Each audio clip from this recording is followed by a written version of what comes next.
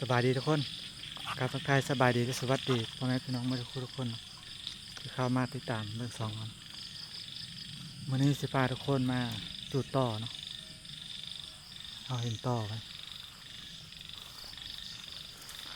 ต่อสิเป็นต่อโหเสือเนาะทุกคนเวลาห่างมันอยู่ถึงทุกคนเห็นบ่ถึงมีคนเขาสิเอาน้ำมันจูดเนาะ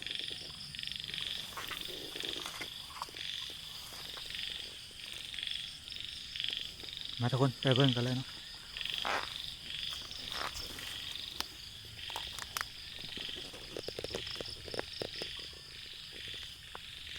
เดี๋ยวสิตั้งกองมันก่อนทุกคน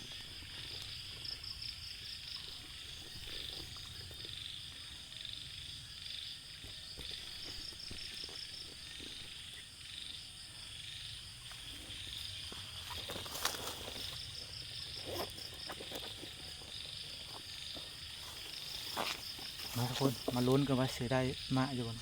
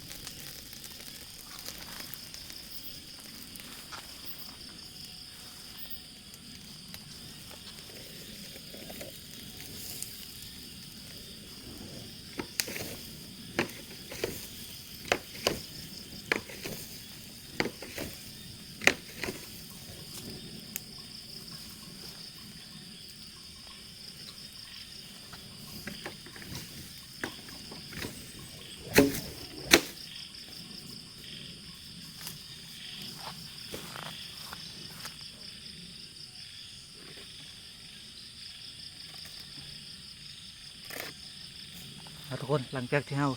จูดแล้วนะครับสิเอาตะกร้าทางเอาเนาะเอาบ่ได้ขึ้นนะเพราะว่ากกไม้มันใหญ่เอาทุกคนเอาเฮ็ดอันนี้เนาะเอา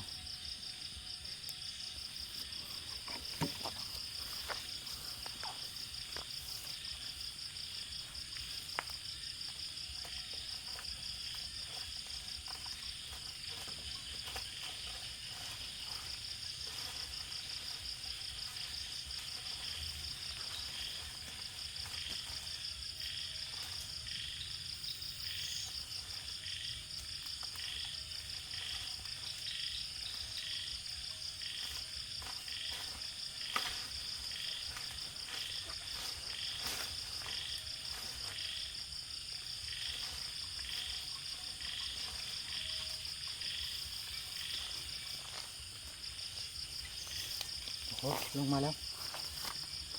โอ้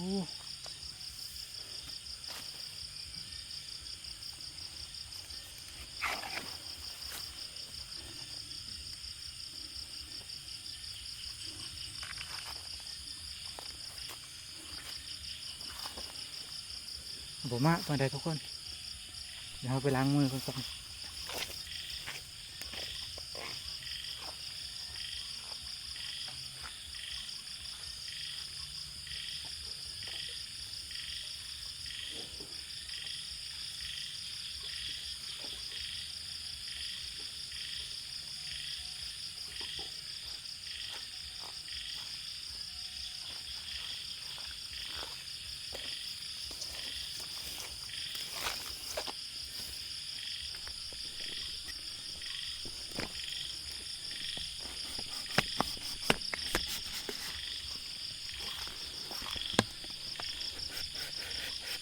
นี่ทุกคน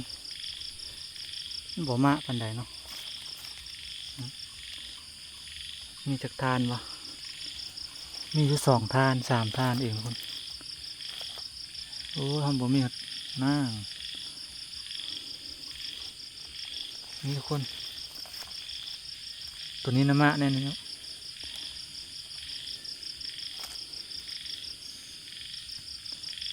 ตัวน้อยนี่ก็มี2-3 อัน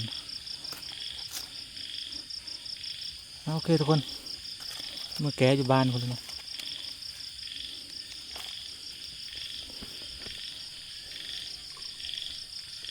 โอเคทุกคนสำหรับคลิปนี้ขอจบไว้สักนิดก่อนเนาะเอาทีมาแกะอยู่บ้านคนละ